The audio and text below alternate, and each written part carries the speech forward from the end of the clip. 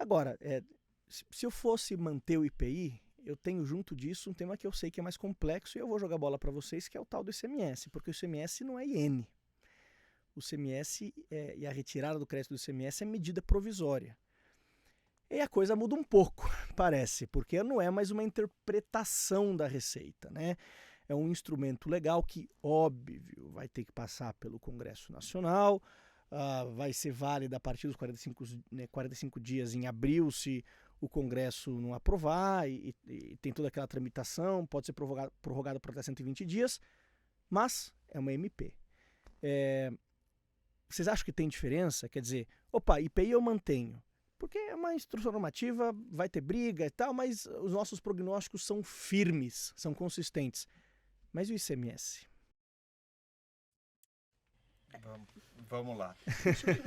As perguntas difíceis é para Isa e para o Diogo. Eu vou só levantar a bola aqui para o Edu cortar. Então, o que a gente tem, e a gente discutiu muito no escritório isso daí, tá? A gente tem, do IPI, a gente tem uma iene, que é a interpretação da Receita, etc. Então, vamos descolar. Agora mudou, né? A gente tem uma medida provisória, força de lei. Então, a princípio, tá? A gente tem uma nova regra, né? Para o desconto de crédito de PIS/COFINS, que agora manda excluir do valor do ICMS incidente. Depois a gente vai chegar nisso, que tem uma discussão enorme com relação a isso, tá? Então, o que a gente pensa no escritório, que agora a gente tem uma lei, entre aspas, tá? Que vai ser seguida, e aí não vamos entrar em futurologia se vai ser convertida, não vamos partir do pressuposto que vai ser convertida e a gente vai ter que lidar com esse bicho aí, tá? Então, o que a gente tem?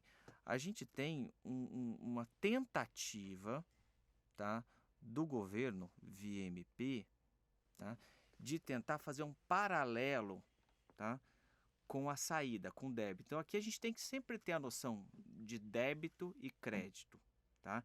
Então, para o governo, para o escritório é muito claro. Ele tentou, esvaziar a decisão do Supremo, que o Edu vai entrar um pouquinho depois, sem certeza. Tá? E 2, tentar fazer um paralelo. Eu falei assim, legal, eu excluo o ICMS da Receita, eu excluo do meu crédito. Mas o que acontece? Tá? As bases de apuração, tanto do débito quanto do crédito, são totalmente diversas. Tá? Por um lado, a gente tem o quê? O débito. O que ele é? A receita. A receita é aquilo que incorpora o meu patrimônio, tá, em caráter definitivo, incrementando com nítido incremento patrimonial. Por que o ICMS ele não configura a receita? Porque eu repasso. Esse foi o entendimento do Supremo. Tá? Basicamente isso. O que é meu crédito? Meu crédito é o valor que eu pago pelo insumo. Tá? Eu até estava checando esse nosso posicionamento, estava até falando, mas deixa eu ver o que a iene traz, né? E a iene, ela não fala em custo, serviço, ela fala assim, olha, vai poder descontar crédito em relação a bens e serviços. Quando ela faz isso, ela remete ao preço, né? Então eu tenho o preço do meu bem ou serviço e eu vou tomar meu crédito em cima daquilo. Então não tem o conceito de receita para excluir ICMS, etc. Tá? Então, a gente tem, de um lado, o governo ele tenta fazer uma equiparação, mas ele esquece que são bases diferentes. Tá? Então ele acabou, no final das contas, excluindo o ICMS de algo que não é receita. E a gente não tem aquele argumento do Supremo, olha, você exclui porque não é seu. Né? Então, na verdade, ele deformou, de certa forma, a base de cálculo de apropriação do meu crédito. E aí que entra. A gente não vai entrar na não cumulatividade ampla e restrita, porque isso aí a gente já tem decidido pelo Supremo, que o PIS/COFINS não segue a linha do ICMS e o IPI. Né? Então a gente tem uma não cumulatividade prevista constitucionalmente legal, mas ela pode ter contornos delimitados pelo legislador ordinário. Tá? Mas quando a gente interpreta ele pode ter contornos, é a possibilidade de crédito, ou seja, vai tomar crédito mais disso, vai tomar crédito sobre folha de salários, vai passar a tomar crédito de funcionário, etc. Né? E não mexer na base de cálculo. Então, para o escritório, tá? O que a gente entende? Que a base de cálculo do crédito, ele tem um conceito mínimo constitucional que é o serviço, é o preço do serviço. Então, na nossa visão, quando a MP vai lá e fala assim, legal, sabe aquela base de cálculo que você vai utilizar para o desconto do crédito? Exclui o ICMS dela. Tá? Se fere, né, quando se faz isso, a MP fere esse conteúdo mínimo constitucional da não cumulatividade do PIS/COFINS. Mas o prognóstico muda, Diogo, por ser uma MP e não uma instrução normativa? Muda totalmente. Na nossa visão, são discussões totalmente dissociadas. Por exemplo, a instrução normativa, a gente tem aquilo que a gente falou. que o risk assessment disso é baseado em lei e decisão judiciária. Agora, o que a gente tem? A gente tem uma lei, tá? Bem ou mal. E lei, vamos, de novo, partindo do pressuposto que vai ser convertido, tá? A gente tem uma lei em sentido, enfim, lei existente, válida, obedeceu todos os trâmites, é legal, e que mudou essa base de cálculo. Ou seja, eu vou ter que discutir judicialmente vou ter que isso. discutir Perfeito, judicialmente. E agora perfeito. ela poderia ter feito isso ou não, tá? Então, na nossa visão, e aí já vou passar a bola para o Edu falar um pouco, tá?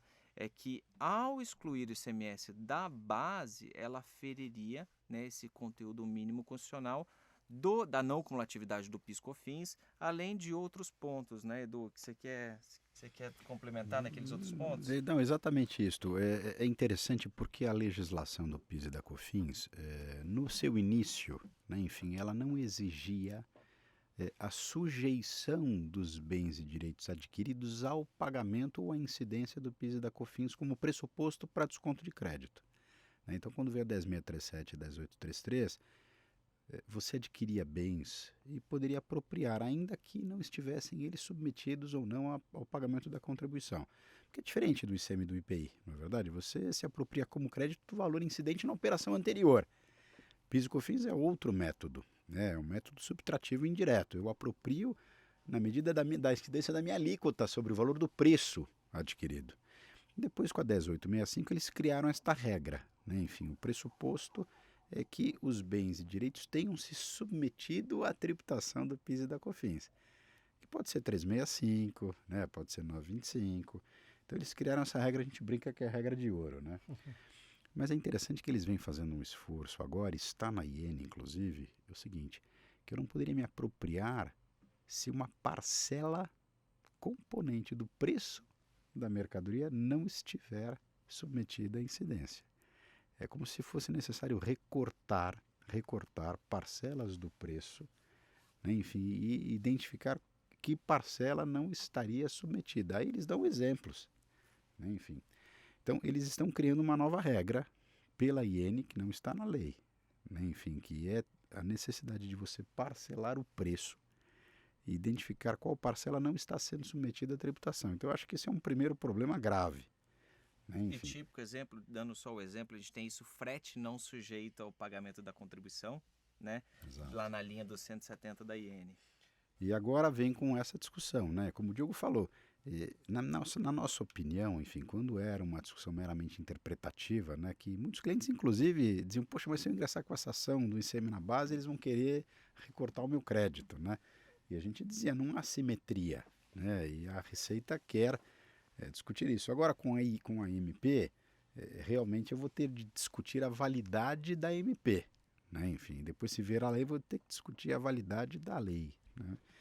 E é como o Diogo É falou. uma discussão constitucional ou de legalidade essa, Eduardo? O que vocês acham? É STF ou STJ a linha? É como a gente tem que sempre verificar qual é o parâmetro de fundamento de validade da regra, né? Enfim, então eu vou discutir a validade da MP, eu vou ter de verificar o que fundamenta a validade da MP, né? Ela se fundamenta onde? Na nossa percepção, o fundamento de validade dela é a Constituição, né? Então, a relação de validade é uma relação constitucional, né? Enfim, só se porventura eu encontrar, por exemplo, no CTN, né? Enfim, numa lei complementar, né? Enfim, alguma regra que fundamente a validade também da MP. Aí eu poderia ter duas possibilidades. Eu discuto a validade em termos legais e depois a validade em termos constitucionais. Uhum. Né? Nesse caso, em princípio, eu diria que a relação de validade é de constitucionalidade. Então, eu vou ter que discutir a inconstitucionalidade da MP.